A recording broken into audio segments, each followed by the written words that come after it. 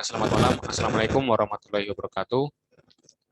Selamat malam semua. Perkenalkanlah kami dari kelompok 4 mata kuliah pelajaran pengukuran teknik data akuisisi bimbingan Pak Fitrian akan mempresentasikan hasil diskusi kami mengenai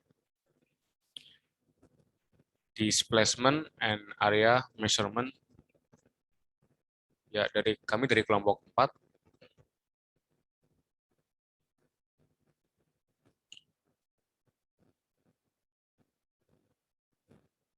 Untuk anggota kelompok sendiri kami ada 5 orang. Yang pertama ada Muhammad Amar Jimmy, ada Muhammad Haidar Al-Fatah dengan NIK 04204, ada saya sendiri Muhammad Hussein NIK 042, ada Muhammad Salman Farisi dengan NIK 042, ada Novel Salim Maulana dengan NIK 04201. Nah, di sini kami akan menjelaskan ada sekitar 9 subbab. Yang pertama ada introduction, yang kedua ada dimensional measurement, yang ketiga ada gauge blocks, yang keempat ada optical methods, yang kelima ada pneumatic displacement gauge, yang keenam ada area measurement, yang ketujuh ada planimeter device of standard reference, yang kedelapan ada graphical and optical methods for area measurement, yang terakhir ada surface. Kemudian masuk ke introduction akan dijelaskan oleh teman saya. Baik, terima kasih untuk Arga. Yang pertama itu tentang introduction atau pengenalan dari displacement and area measurement atau perpindahan dan area perpindahan. Selanjutnya.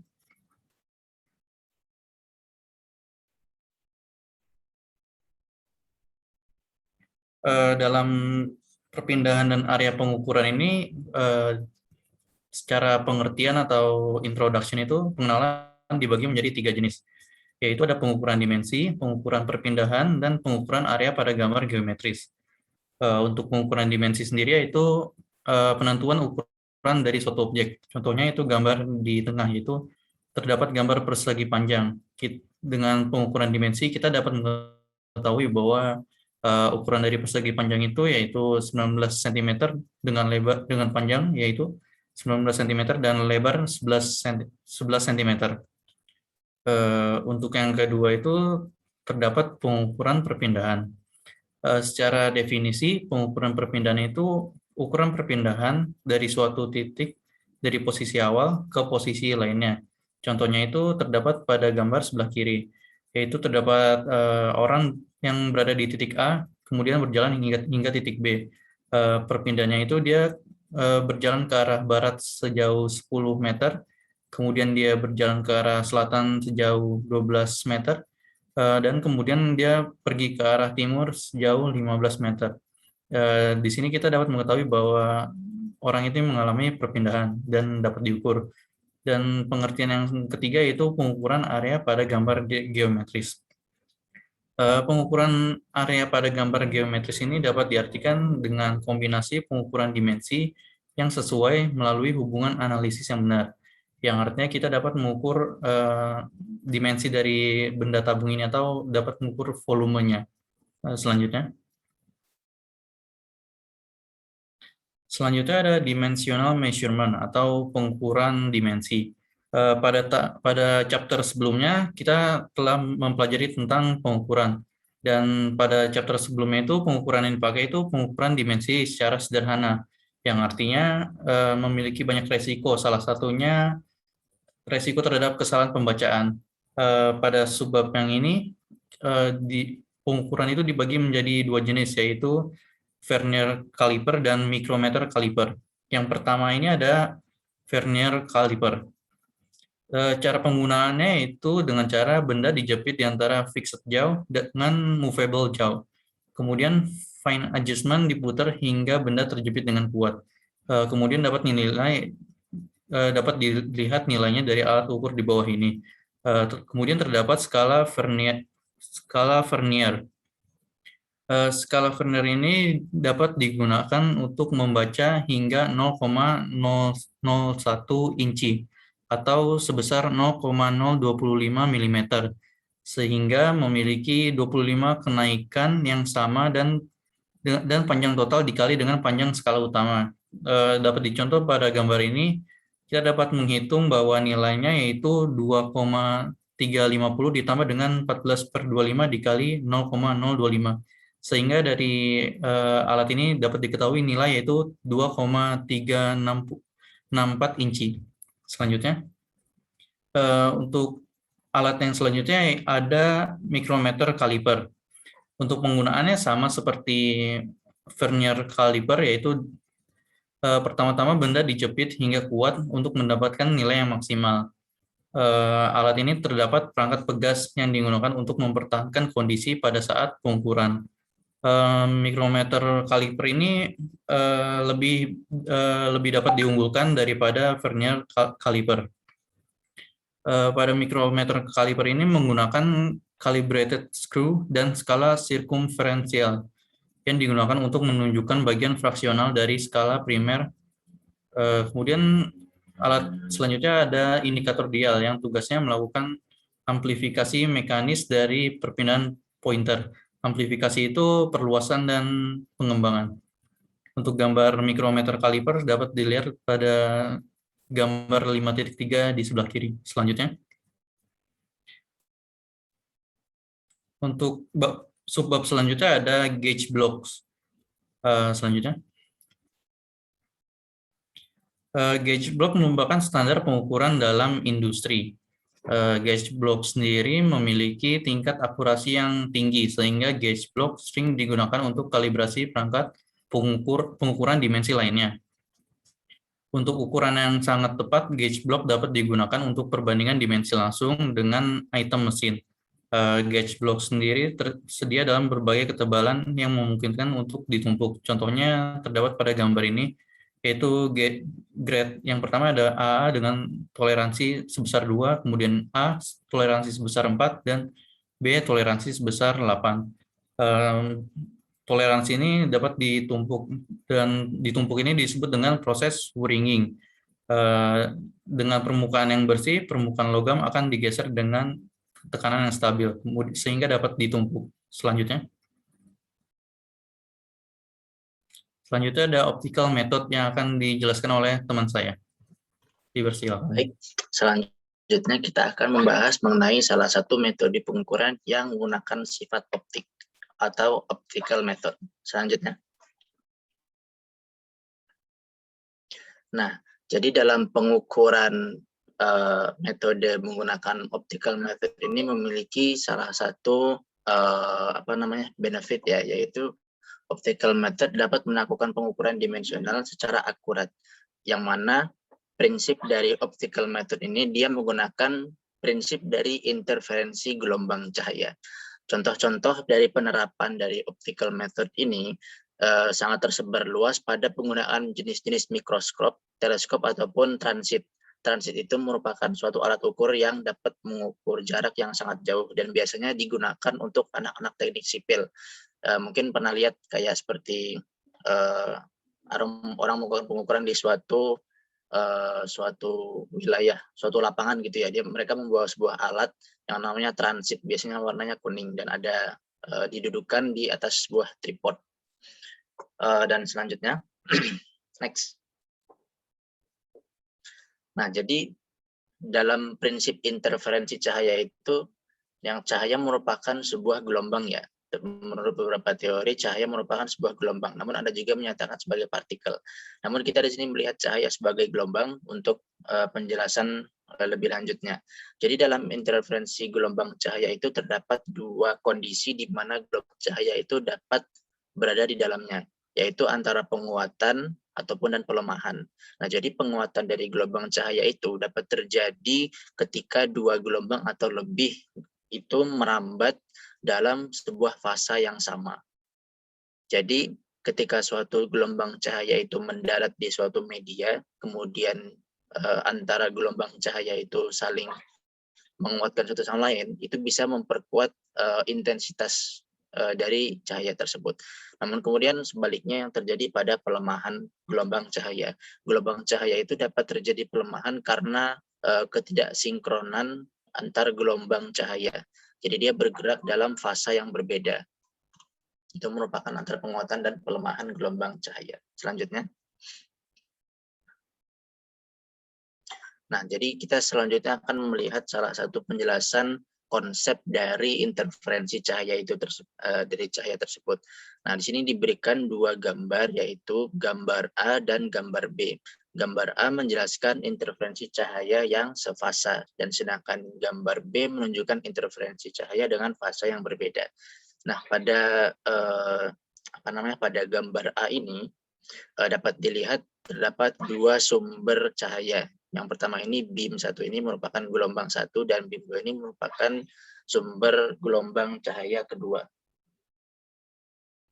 Oke, dapat dilihat di sini ketika dua gelombang ini mendarat di suatu media P, di sini terjadi seperti pertemuan dari masing-masing gelombang itu, dan ini kebetulan mendarat dengan fasa yang sama. Maka yang terjadi ini, maka gelombang sinar ini akan menjadi kuat di media P ini. Kemudian selanjutnya di gambar P ini merupakan salah satu penerapan interferensi cahaya yang bersifat tidak sefasa atau fasanya berbeda. Nah, sumbernya sama, diberikan dua jenis dua sumber gelombang cahaya, yaitu beam 1 dan beam 2. Kemudian mereka mendarat di suatu media pantul, di suatu media P. Jadi di sini dilihat gambar dari gelombang ini, mereka mendarat di kondisi yang tidak sama.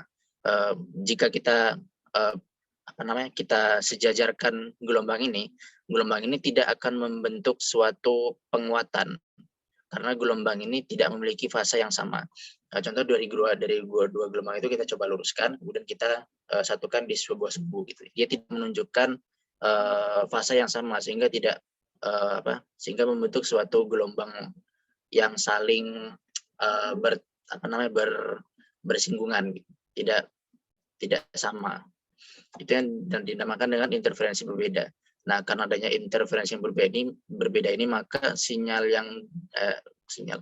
gelombang cahaya yang sampai di media P ini tidak mengalami penguatan, melainkan dia terjadi pelemahan karena memiliki fase yang berbeda. Untuk selanjutnya. Nah, kemudian ini merupakan salah satu penerapan lebih lanjut dari interferensi cahaya ini. Nah, jadi kita diberikan sebuah contoh ini pada gambar 5.5, saya kutip dari buku referensi. Jadi di sini kita menggunakan dua sumber gelombang cahaya yang berbeda, yaitu gelombang cahaya A dan gelombang cahaya B dengan media dengan dua media.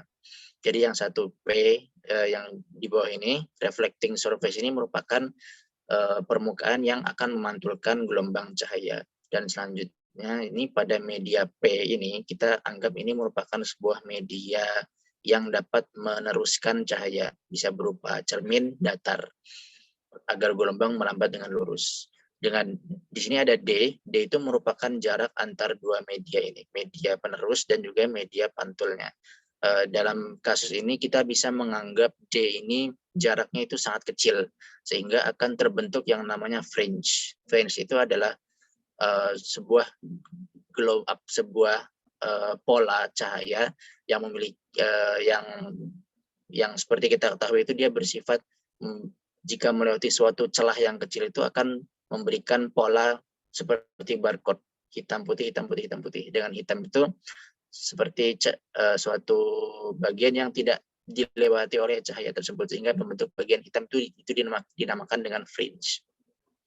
Nah, kemudian cahaya tersebut akan diteruskan, dipantulkan sampai ke screen S di sini, di atas ini.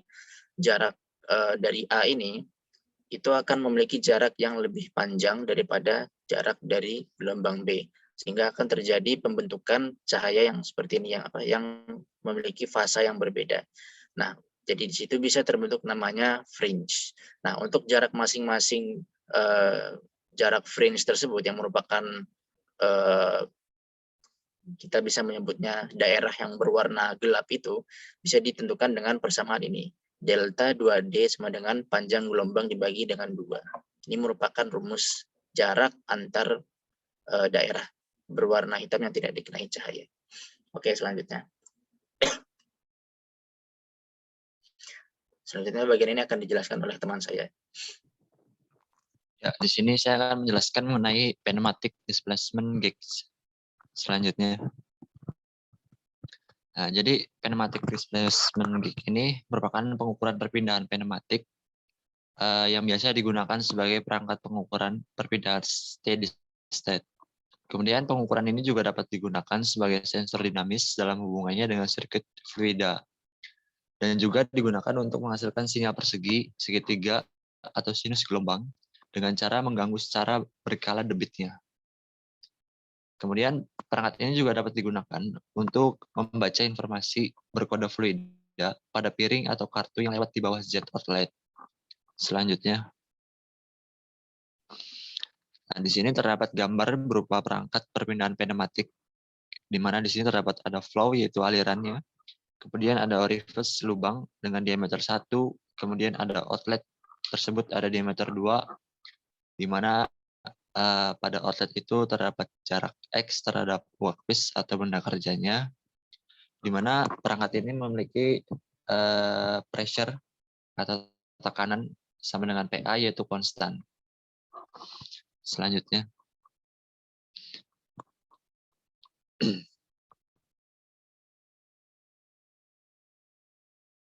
Nah, jadi pada gambar di atas itu menjelaskan bahwa terjadinya perpindahan pengukuran dalam sistem kinematik. Jadi udara itu disuplai melalui tekanan konstan P1, di mana aliran masuk melalui lubang dan melalui outlet berdiameter D2, yang dimana diatur oleh jarak X antara outlet dan benda kerjanya. Di situ akan terjadi perubahan aliran yang ditunjukkan dengan perubahan tekanan hilir dari lubang 2 atau orificernya. Dengan demikian, pengukuran tekanan ini dapat dianggap sebagai indikasi pemisahan jarak X. Dan persamaan ini, aliran volumetrik melalui orifice dapat diwakili dengan Q sama dengan CA, akar dari delta P, di mana C sama dengan koefisien debit, A sama dengan area aliran dari orifice, dan delta P adalah perbedaan tekanan. Next.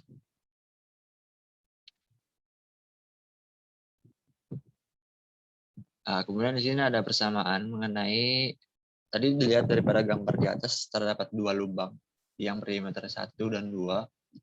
Ini akan dapat dihitung melalui volume aliran volumetriknya dengan Q sama dengan C1 kali A1 akar dari P1 kurang P2 sama dengan C2 A2 akar dari P2 kurang PA.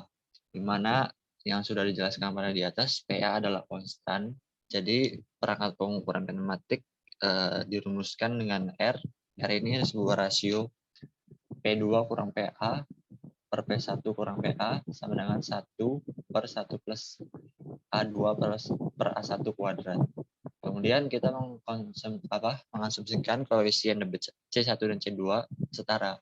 Maka A1-nya itu dapat dihitung dengan Pi D1 kuadrat per 4 dan A2-nya sama dengan Pi D2 kali X. Dengan demikian, kita melihat hubungan antara rasio tekanan R dan perbedaan benda kerja X dengan R sama dengan 1,1 kurang 0,5 kali A2 per A1. Next. Nah, sehingga menghasilkan dari persamaan kedua sebelumnya, R sama dengan P2 kurang PA per P1 kurang PA sama dengan 1,1 kurang 2 kali D2 per D1 kuadrat kali X. Untuk rasio linear 0,4 kurang dari 0,9. Jadi nilai 0,4 sama 0,9 ini dihasilkan dari eksperimen, di mana pengukuran perpindahan kinematik ini diutamakan untuk pengukuran perpindahan kecil. Nah, di sini ada contoh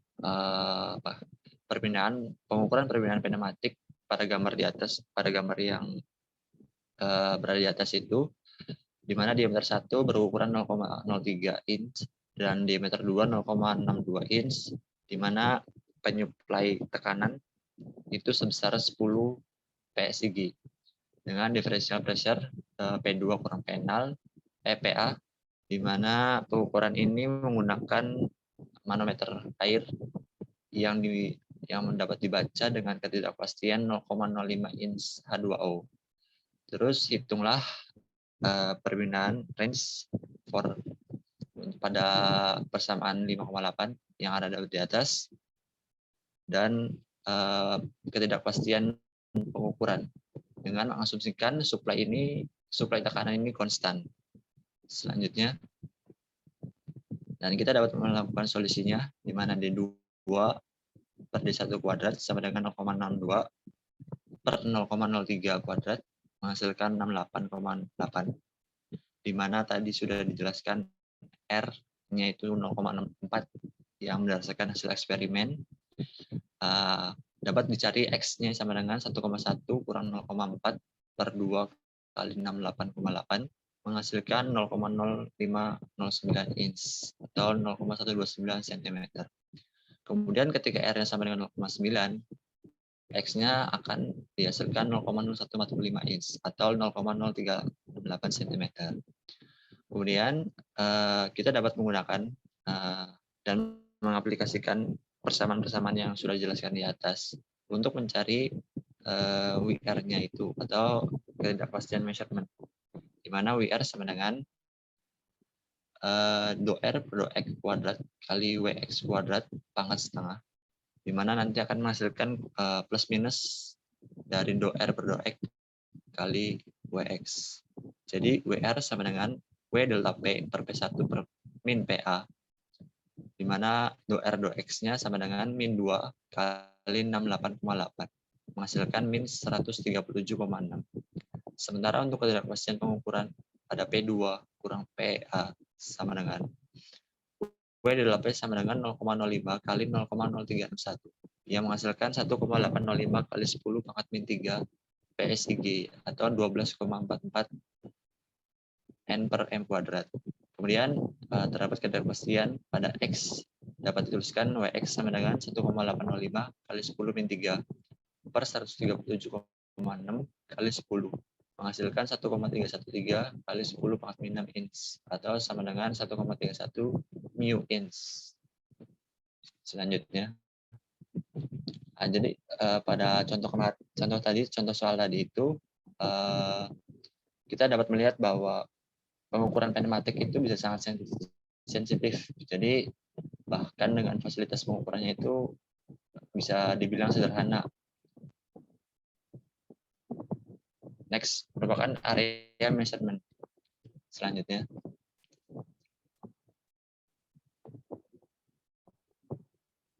jadi pengukuran area ini merupakan pengaplikasian. Terdapat banyak aplikasi yang memerlukan pengukuran area, di mana penentuan grafis dan area plot survei dari peta, di mana integrasi fungsi untuk menentukan area di bawah kurva dan analisis plot data eksperimental. Semua ini akan bergantung pada pengukuran area, di mana terdapat juga selain pengukuran area pesawat ini, terdapat aplikasi pengukuran luas permukaan. Namun jauh lebih sulit dibanding pengukuran area ini. Selanjutnya,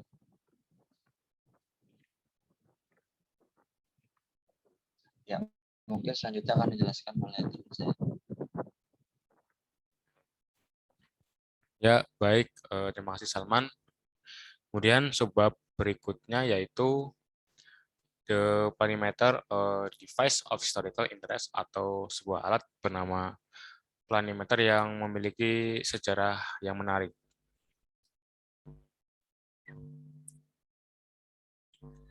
Yang pertama kita pengenalan dulu mengenai apa itu sih planimeter.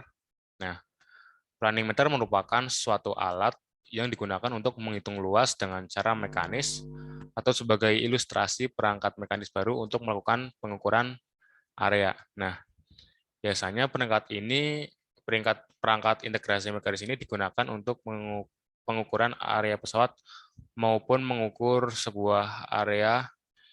Sebagai contoh, kita akan mengukur sebuah area itu mengukur sebuah pulau dalam peta. Nah, dengan menggunakan polimeter ini kita dapat menghitung berapa sih luas pulau tersebut menggunakan peta yang tadi dengan skala tertentu. Nah, planimeter ini ada dua jenis. Yang pertama ada planimeter digital dan planimeter manual. Untuk planimeter digital sendiri, kita tahu bedanya dengan manual apa. Dan digital ini kita tahu bahwa pengertian digital itu serba otomatis. Nah, ketika kita menggunakan alat ini, hasil dari area yang kita ukur itu sudah tercantum pada alat ini otomatis. Nah, bedanya dengan manual kita tahu sendiri kalau manual itu mandi sendiri ya, mandiri. Jadi kita mengukur secara manual dengan seperti mengukur biasa, kita mengukur skalanya dulu, mengukur ukurannya dulu, dan dilakukan pengukuran menggunakan perkalian dengan skala pada peta.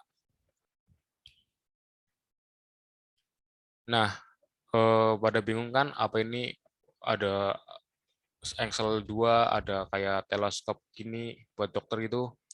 Nah, alat planimeter ini terdiri dari dua tangkai batang. Yang pertama ini disebut tangkai jarum tetap atau tangkai batang kutub. Nah, di bagian ujung lain dari tangkai tetap terdapat jarum pelacak tetap yang disebut dengan kutub planimeter. Nah, ini kutub planimeter. Nah, salah, ini namanya kutub planimeter. Nah, di sini nih jarum pelacaknya tetap. Nah, nanti dia itu sebagai sebuah patokan. Jadi dia nanti tidak bergerak. Nah, kemudian tangkai yang kedua itu disebut tangkai pelacak. Nah, pada ujung-ujung tangkai pelacak ini terdapat sebuah roda atau roda ukur dari jam pelacak untuk menelusuri batas daerah yang diukur. Nah, ini di bawah kayak teleskop ini, bundaran ini ada sebuah jarum. Nah, sebuah jarum ini fungsinya buat apa? Nanti kan ada sebuah peta ya. Nanti peta kita itu kan ada sebuah batas-batasnya, semuanya di Pulau Jawa, nanti kita urutin batas terluarnya atau permukaannya gitu. Turutin sampai kembali seperti semula, nah nanti akan terbaca hasil pengukurannya. Dan apa nih, jarum pelacaknya ini tetap, jadi yang bergerak ini hanya rodanya. Next, kemudian bagian-bagiannya. Yang pertama ini ada batang kutub, yang kedua ada batang pelacak, yang ketiga ada kutub planimeter, yang keempat ada sendi engsel, yang kelima ada jarum pelacak, yang keenam ada roda ukur berskala. Nah, nanti ini di skalanya itu diukur dari ini. Yang ketujuh ada piringan berskala, yang delapan ada klem. Nah, klem ini seumpamanya kita mengukur peta yang luas kan kita membutuhkan alat yang panjang ya. Klem ini untuk memperpanjang tangkainya atau batang pelacaknya. Dan yang terakhir ada 9, itu ada skala nonius untuk menentukan ukurannya. Next, kemudian mekanisme penggunaan planimeter. Nah, langkah-langkahnya itu yang pertama ada letakkan peta yang akan digunakan di atas meja dan usahakan agar tidak bisa berpindah posisi. Jadi petanya itu harus boleh bergerak. Yang kedua, mengatur panjang batang pelacak. Yang tadi kan ada skala nonius, ada skala-skala gitu kan. Nah, itu ditentukan dulu. Nah, mekanisme ini menggunakan mekanisme manual ya. Yang ketiga ada mencari posisi untuk kutub planimeter. Nah, posisi kutub ini diusahakan agar batang pelacak dapat menjangkau seluruh garis batas. Seluruh garis batas itu apa? Tadi yang kita mengukur sebuah pulau di peta itu Pulau Jawa. Nah, dengan sudut antara batang pelacak dengan batang kutub lebih kecil dari 80 derajat. Nah, setelah kutub terpasang, gerakan mengelilingi area batas untuk mengetahui ada tidaknya hambatan dari gerakan roda. Nah, ini mengelilingi area batas seperti yang dijelaskan tadi, fungsi roda tadi apa? Untuk mengitari atau mengukur permukaan atau batas-batasnya tadi area yang kita ukur semuanya Pulau Jawa di dalam peta. Nanti sampai kembali seperti semula. Nah, nanti akan ada hasil dari pengukurannya. Kalau untuk planimeter digital itu langsung ketemu hasilnya, jadi nggak sesusah menggunakan planimeter manual. Nah, diciptakannya planimeter ini, yang pertama ada sebuah namanya rumus ya. Jadi sebuah planimeter diciptakan menggunakan rumus seperti ini yang didasarkan pada dA atau turunan A sama dengan setengah L kuadrat D theta plus L kali R cos beta D theta plus setengah R kuadrat D theta. Nah, kemudian dijabarkan menggunakan rumus integral, kita menghasilkan rumus luas area yang dihitung.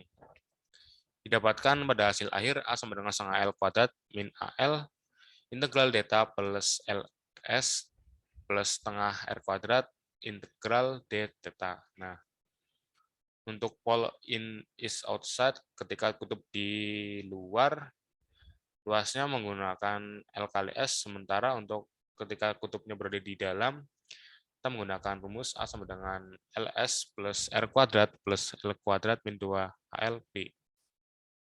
Ketika di dalam area. Kemudian dijelaskan oleh teman saya berikutnya. Silakan. Baiklah, terima kasih. Yang materi selanjutnya itu graphical and numerical methods for area measurement.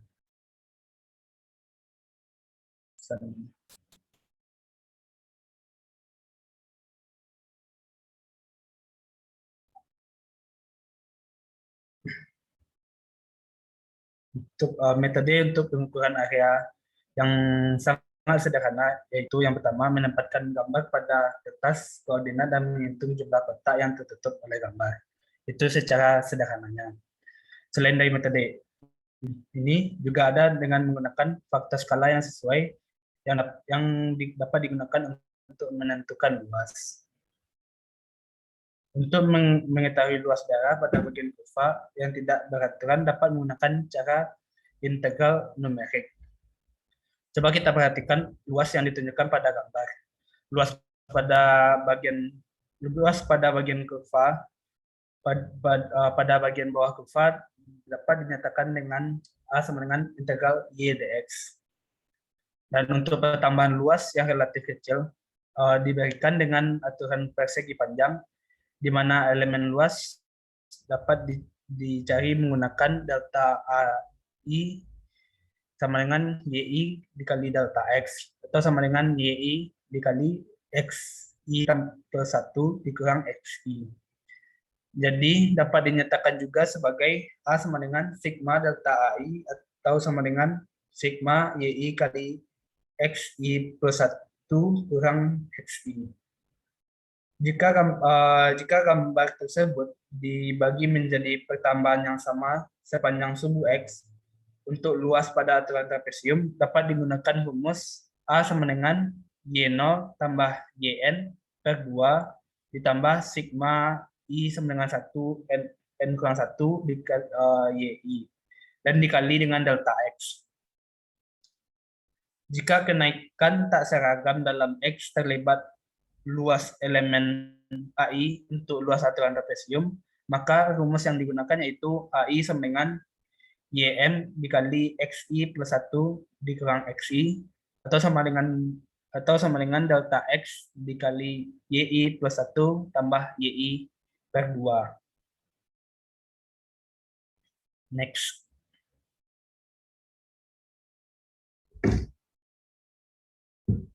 Selanjutnya.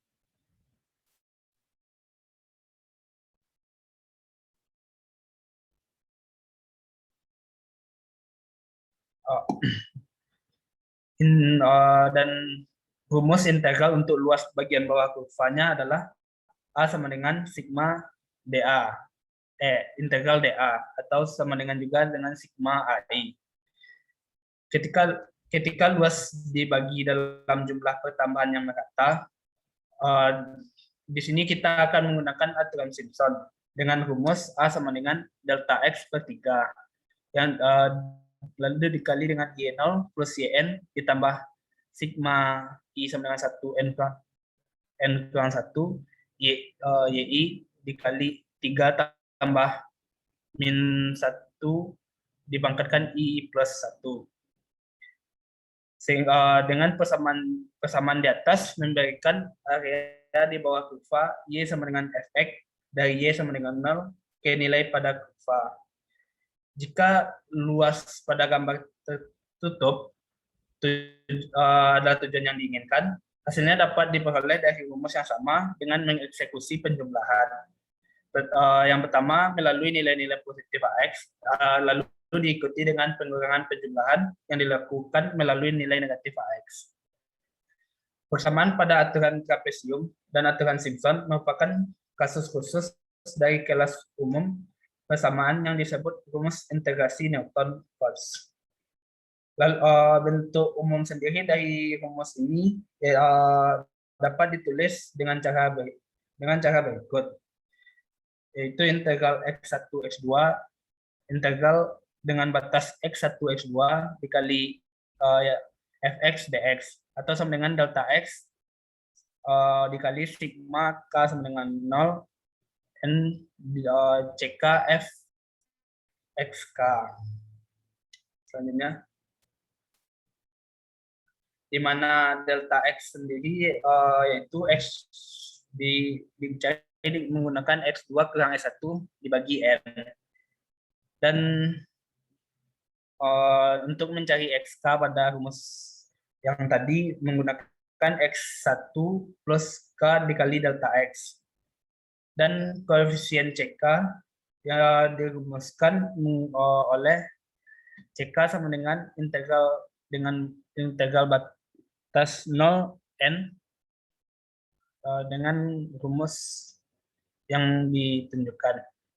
Dan untuk mencari variabel S dirumuskan dengan S sama dengan X kurang X1 per N. Selanjutnya,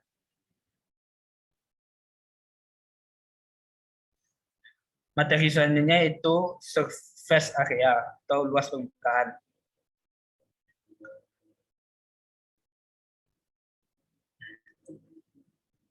Perhatikan permukaan 3 dimensi umum yang ditunjukkan pada gambar.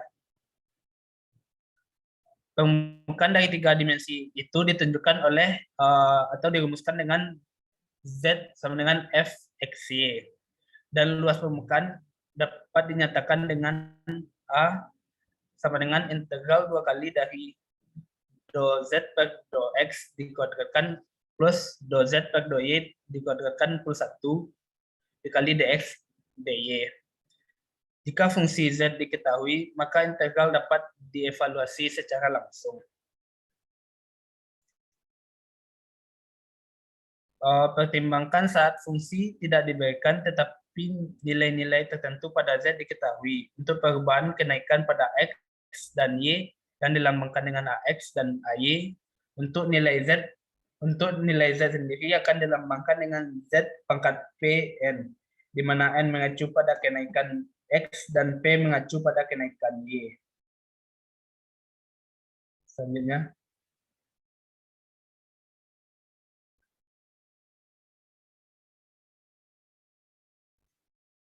maka didapatkan pendekatan berupa do z per do x, pendekatannya berupa z pang pn plus 1 kurang z pn. Dan do z per do y, pendekatannya berupa z per p plus 1 n dan dikurangkan dengan z pn per delta y. Dengan pendekatan tersebut, integral pada rumus sebelumnya diganti dengan a sigma p sigma n dikalikan dengan z p n plus 1 kurang z pn per delta x dikuadratkan ditambah z p plus 1 n kurang z pn per delta y dikuadratkan plus 1. Lalu dipangkatkan lagi dengan setengah dikali delta X dan delta Y. Maka luas permukaan dapat ditentukan dengan melakukan penjumlahan numerik ini. Selanjutnya, mungkin sekian dari presentasi kami. Assalamualaikum warahmatullahi wabarakatuh.